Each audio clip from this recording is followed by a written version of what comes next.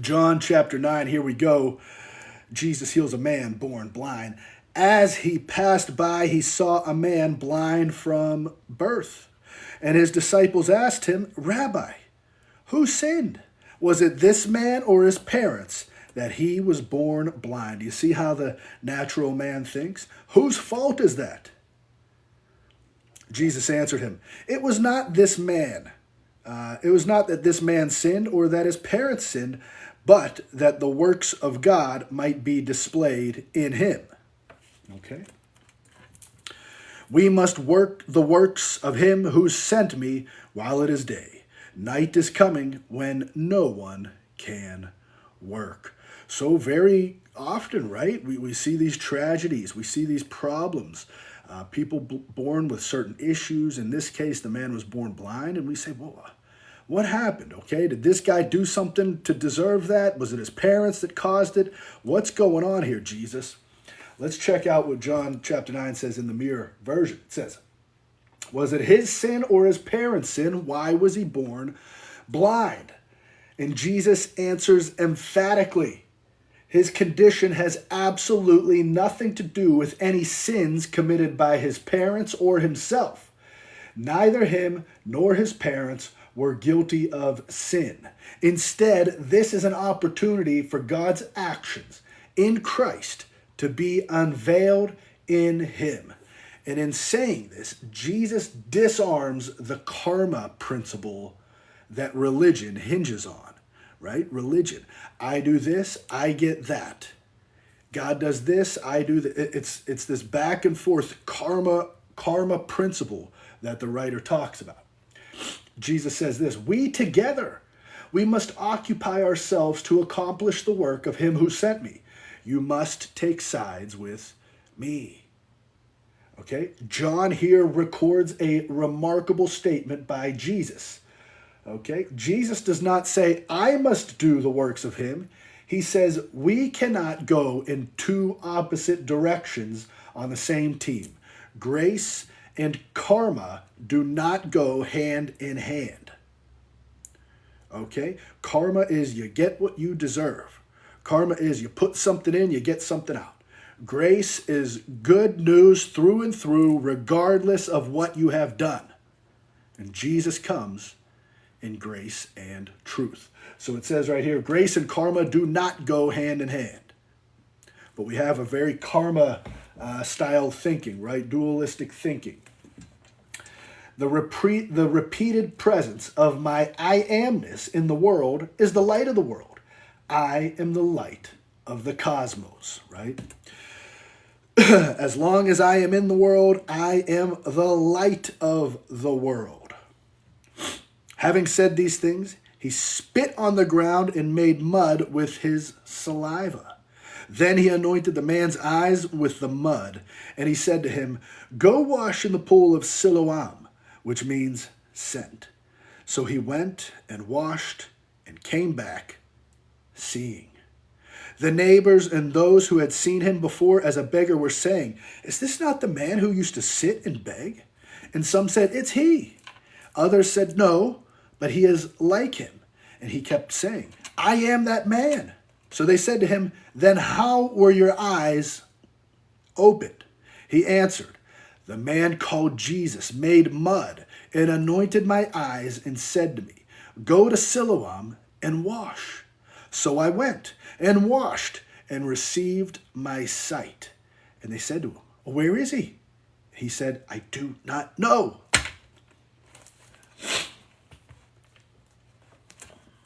All right. They brought this man to the Pharisees, the man who had formerly been blind.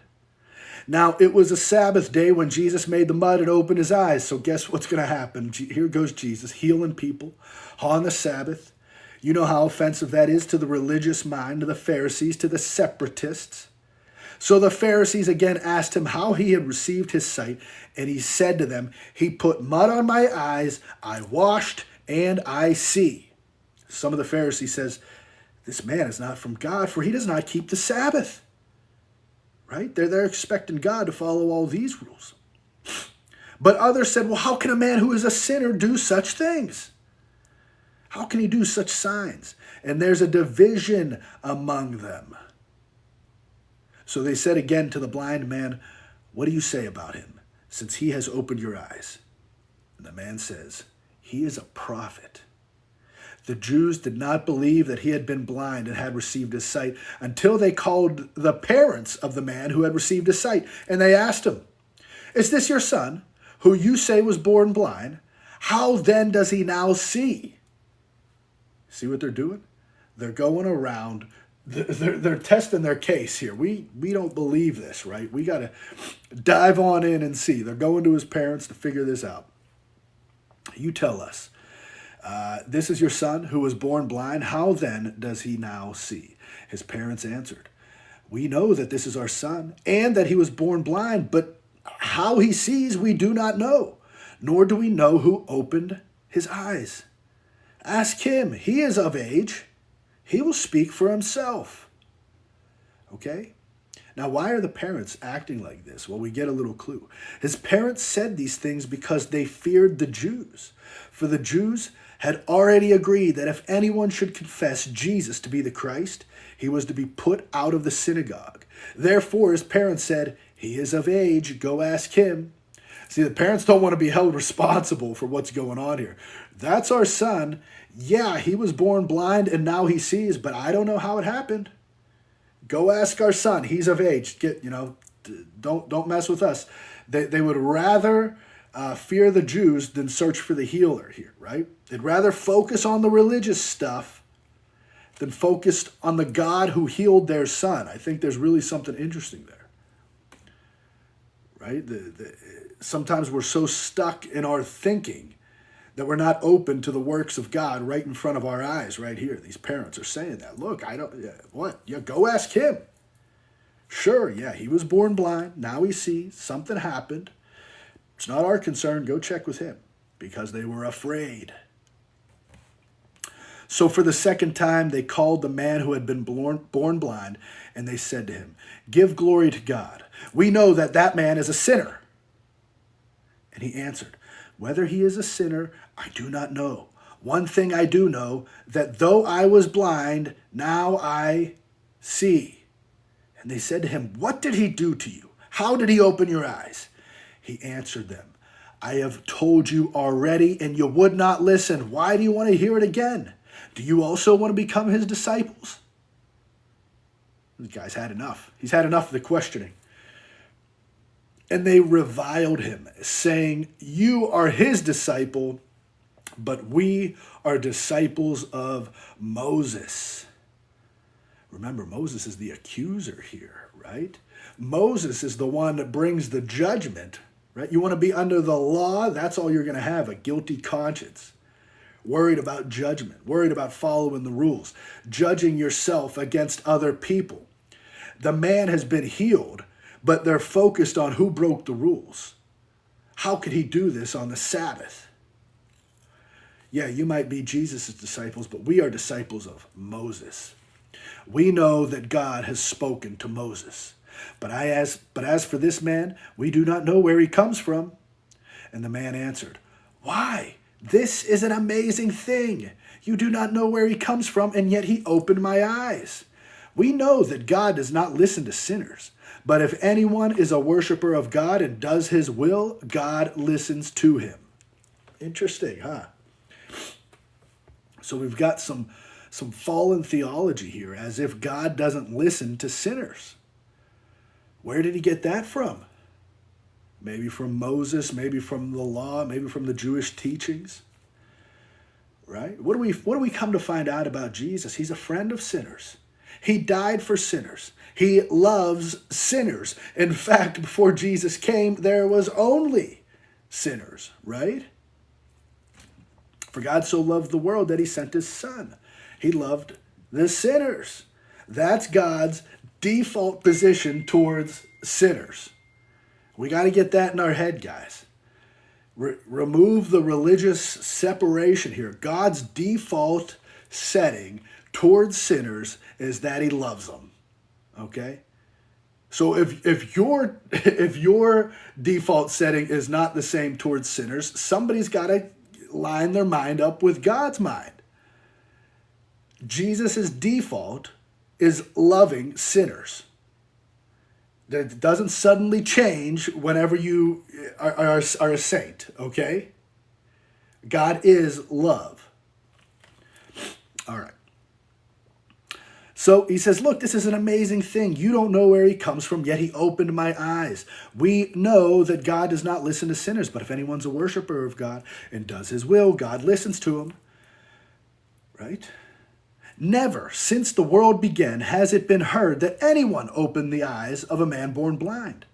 If this man were not from God, he could not do anything. And they answered him, you were born in utter sin, and you're going to teach us? And they cast him out. See that?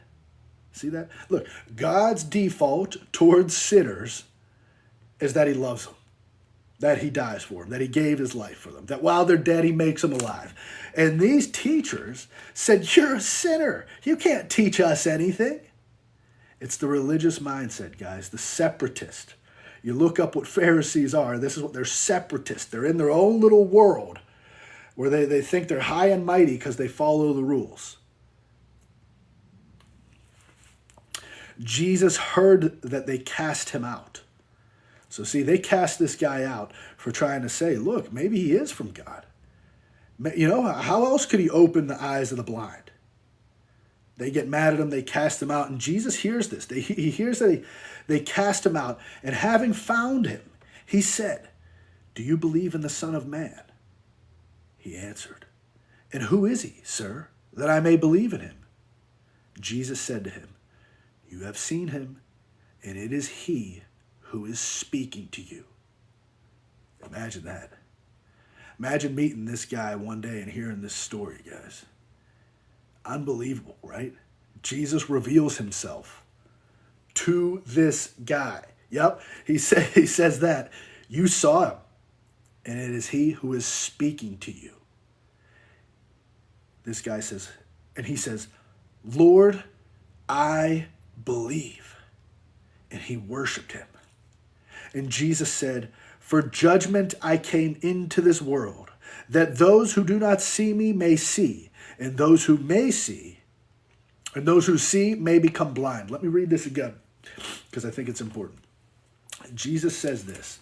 First off, I want to notice something here, right? Before this man believed in Jesus, he was healed.